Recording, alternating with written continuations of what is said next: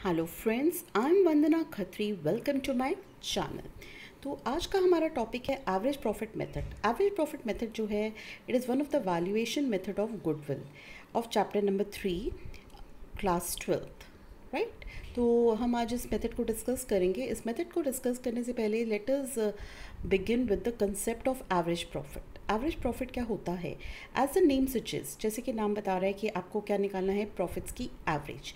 अब किन प्रॉफिट्स की एवरेज हम निकालेंगे, क्यों निकालेंगे, थोड़ा सा इसको मैं एक्सप्लेन करना चाहूँगी यहाँ पे।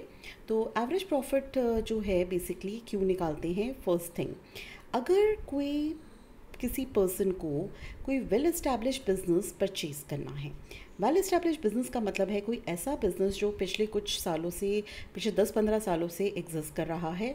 उसके अपने कस्टमर्स हैं, और जो वो कस्टमर्स हैं वो रेगुलर हैं, वो रेगुलरली आकर उस बिज़नेस की चीज़ें खरीदते हैं। And when they are buying from the same person, तो नेचुरली उस पर्सन की सेल अच्छी हो रही है, उसको प्रॉफिट हो रहा है। प्रॉफिट हो रहा है तो उसकी एक गुडविल बन चुकी है, राइट। तो जब हम एक इस्टेब्लिश बिजनेस को खरीदते हैं तो एट दैट टाइम जो खरीदार है, जिसने बिज़नेस को परचेज़ किया, वो दो बातें जानना चाहता है कि ये जो well establish business profit earn कर रहा है, क्या बिज़नेस खरीदने के बाद परचेज़र को भी उतना प्रॉफिट होगा तो कितना होगा।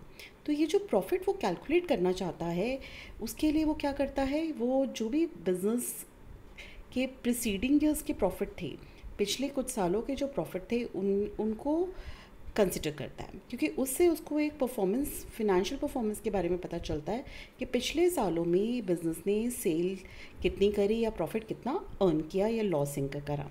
तो पास्ट ट्रेंड से वो ये जान लेता है कि बिज़नेस जो है उसको कितना प्रॉफिट फ्यूचर में देगा। तो यानी कि हम क्या कैलकुलेट करेंगे इसमें, नॉर्मल बिजनेस प्रॉफिट।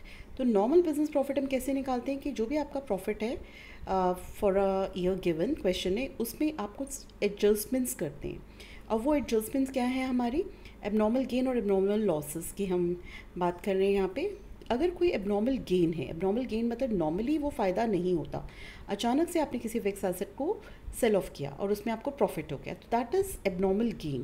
क्योंकि यूजुअली हम जो है फिक्स एसेट को बार बार सेल नहीं करते। अगर कुछ प्रॉब्लम है हमें, तभी हम उसको सेल करेंगे, और अगर वो सेल हमारी प्रॉफिट में रिटर्न दे रही है, तो that profit is my abnormal gain. तो हम उसको क्या करेंगे, जो हमें प्रॉफिट गिवन है उसमें से माइनस, राइट। तो बिजनेस प्रॉफिट में से हम एबनॉर्मल गेन को माइनस करेंगे, और एबनॉर्मल लॉस, जो कि नॉर्मली लॉस एक्सपेक्टेड नहीं है बिजनेस में, उसको हम ऐड करेंगे। एबनॉर्मल लॉस में आप एग्जांपल ले सकते हैं, loss by fire, loss of theft, right. तो ये दो एडजस्टमेंट्स करके हम क्या कैलकुलेट कर रहे हैं, normal business profit. And number 2 is कि आप क्या निकालेंगे, जब आप नॉर्मल प्रॉफिट निकालेंगे बिजनेस के पिछले कुछ सालों का, उसके बाद आपको निकालनी है एवरेज।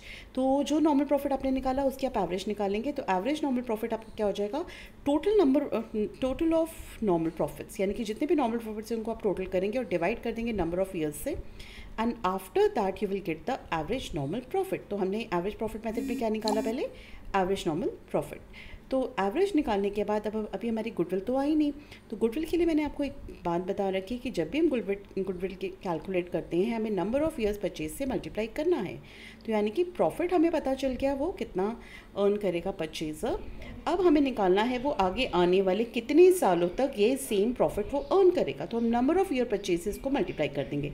तो goodwill is equal to average profit that we have calculated in step 2 multiplied by number of years purchase. अब नंबर ऑफ़ ईयर परचेज की मैंने यहाँ डिफाइन लिखी है कि नंबर ऑफ़ ईयर परचेज का मतलब है number of years for which firm is likely to earn same amount of profit, यानी कि वो सेम प्रॉफिट अर्न करेगी आफ्टर चेंज ऑफ ओनरशिप। यानी कि जब परचेज़र उसको खरीद लेगा, उसको खरीदने के बाद भी उसको उतना ही प्रॉफिट होगा जितना इस्टेब्लिश फर्म अर्न कर रही थी, और आगे उतने सालों तक, 4 साल, 3 साल, उतने सालों तक जितना भी उसका नंबर ऑफ़ ईयर परचेज है, वो इतना प्रॉफिट अर्न करेगा, सेम प्रॉफिट अर्न करेगा एज एस्टैब्लिश बिजनेस, राइट। तो for understanding this concept there is a formula also for average profit method. तो एवरेज प्रॉफिट मेथड में आपको ये फॉर्मूला समझना है। इस फॉर्मूले में क्या है कि आपको क्वेश्चन में profit of the past year दे रखा होगा, एडजस्टमेंट्स अभी आपको इसमें करनी है, राइट। अब एडजस्टमेंट में हम क्या क्या करेंगे, हम ऐड भी करेंगे कुछ चीज़ों को और कुछ चीज़ों को हम लेस भी करेंगे। एबनॉर्मल लॉस, जैसे कि मैंने आपको बताया था प्रूडेंस कंसेप्ट है, तो लॉसेस और एक्सपेंसेस को आप क्या कर रहे हैं, ऐड, और गेन्स एंड इनकम को आप क्या कर रहे हैं, माइनस, राइट।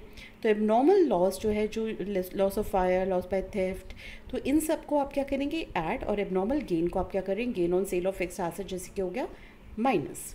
अब लॉस हुआ अगर आपने फिक्स एसेट को बेच दिया, गेन को आपने ऐड किया तो लॉस को आप क्या, गेन को सॉरी आपने लेस किया तो लॉस को आप क्या करेंगे, add, right. Then income from non trade investments, जो नॉन ट्रेड इन्वेस्टमेंट्स जो ट्रेडिंग एक्टिविटीज़ हैं वो तो खिलाती है ट्रेडिंग, लेकिन अगर ट्रेडिंग एक्टिविटीज़ के बियॉन्ड कहीं कोई एक्टिविटीज़ आप कैरी आउट कर रहे हैं तो उसमें उससे अगर आपको कोई इनकम हो गई है तो that income will be subtracted, क्योंकि जो नॉन ट्रेड इन्वेस्टमेंट्स हैं वो भी आपकी नॉर्मल रूटीन में आप इसको ज़्यादा कैरी नहीं करते, right. Then over valuation of opening stock, opening stock अगर आपका ज़्यादा वैल्यू पे शो किया आपने ट्रेडिंग अकाउंट में तो उससे क्या होगा, आपके प्रॉफिट्स रिड्यूस हो जाएंगे। तो प्रॉफिट अपने कम हो गए तो आप क्या करेंगे, ऐड बैक कर देंगे over valuation of opening stock को। And over valuation of closing stock जो है वो इसका ऑपोजिट होगा, उसमें प्रॉफिट इंक्रीज हो जाएगा तो आप इसको क्या कर देंगे यहाँ से, माइनस। तो दोनों ओवर वैल्यूएशन है, ओपनिंग वाले को आप ऐड करते हैं और क्लोजिंग वाले को आप माइनस करते हैं। Similarly under valuation of closing stock जो है वो प्रॉफिट को कम करता है, you have to add it back. And under valuation of closing यहाँ है तो ओपनिंग माइनस हो जाएगा। ओपनिंग में क्या हो रहा है, आपका प्रॉफिट बढ़ रहा है, तो बढ़ रहा है तो हमें उसको डिडक्ट करना है again, right. Fifth is non recurring expenses, यानी कि वो एक्सपेंसेस जो बिजनेस में बार बार नहीं होते उन एक्सपेंसेस को आप क्या कर देंगे, ऐड बैक। तो आप लॉस और एक्सपेंस क्या कर रहे हैं, add, right. And non recurring incomes जो है वो आपकी क्या हो जाएंगी, माइनस। तो हमने क्या किया अभी तक, देखिए अगर आप लॉस ऐड हो रहा है, एक्सपेंस ऐड हो रहा है, गेन माइनस हो रहा है और इनकम भी माइनस हो रही है, right. Then the last is capital expenditure, अगर आपने उसको चार्ज किया एज रेवेन्यू एक्सपेंडिचर तो that will also be added. And any future expense, future में कोई आपको एक्सपेंस इनका करना है, जैसे कि आप इंश्योरेंस प्रीमियम पे करेंगे तो these expenses will be subtracted. And the last is partners remuneration if not deducted, यानी कि पार्टनर को आपने रेम्यूनरेशन दी, अगर आपने उसको माइनस नहीं करा तो that will also be subtracted, because it is that value जिसके लिए आपने सर्विसेज जो है फ्यूचर ईयर्स में सर्विसेज जो है अपने, it is a value of their services to be paid in future years, यानी कि उन्होंने जो सर्विसेज प्रोवाइड करी है उसकी वैल्यू ऑफ फ्यूचर में पे करेंगे, इसलिए हम पार्टनर्स रेम्यूनरेशन को जो अगर हमने डिडक्ट नहीं किया तो यहाँ पे हम माइनस करेंगे। तो एक बार रिव्यू कर लेते हैं इस फॉर्मूले को। हमें क्वेश्चन में प्रॉफिट गिवन होगा पिछले कुछ सालों का बिफोर एडजस्टमेंट। अब हमें क्या क्या एडजस्टमेंट्स करनी है, तो सबसे पहले ऐड और लेस का कंपैरिजन देख लीजिए दोबारा से एक बार। एबनॉर्मल लॉस ऐड हो रहा है तो एबनॉर्मल गेन माइनस हो रहा है। लॉस जो है ऐड होगा, प्रॉफिट जो है या गेन जो है माइनस हो रहा है, ठीक है, फिक्स एसेट की सेल वाला। फिर लॉस एंड एक्सपेंस, मैंने आपको बोला था losses and expenses are added और यहाँ पे gains and incomes are subtracted. तो नेक्स्ट क्या है, income from non trade investments. तो नॉन ट्रेड इन्वेस्टमेंट से जो भी हमें इनकम हुई है वो हम क्या कर देंगे, माइनस। फिर हमारा ओवर वैल्यूएशन जो है ओपनिंग स्टॉक का और अंडर वैल्यूएशन जो है क्लोजिंग स्टॉक का, ये दोनों ही क्या करेंगे, प्रॉफिट को रिड्यूस करें, तो इसको हम ऐड बैक कर रहे हैं। And over valuation of closing stock and under valuation of opening stock, ये दोनों प्रॉफिट को बढ़ा रहे हैं, तो इसको हम क्या कर देंगे, माइनस। और जो नॉन रेकरिंग एक्सपेंसेस हैं उनको भी हम क्या कर रहे हैं, ऐड। और नॉन रेकरिंग इनकम्स क्या हो रही है हमारी, minus. Capital expenditure, again expense की बात हो रही है, जिसको आपने रेवेन्यू एक्सपेंस मान लिया है तो वो भी आप ऐड कर देंगे।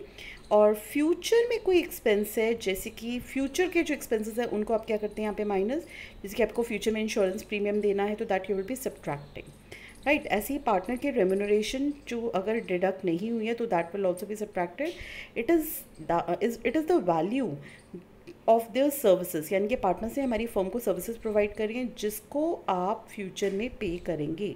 दे have already provided but we will be paying this in future, तो these things will be subtracted, right. तो आप क्या करेंगे, इस फॉर्मूले को एक बार रिवाइज करेंगे सारे। and if you will practice this formula by writing, I think you will be able to clear the concept of average profit method. इसमें कोई आपको रटाफिकेशन करने की ज़रूरत नहीं है, you just have to understand the concept. अगर आपको मेरी वीडियो अच्छी लगी हो तो मेरा चैनल सब्सक्राइब ज़रूर करिएगा. Thank you very much.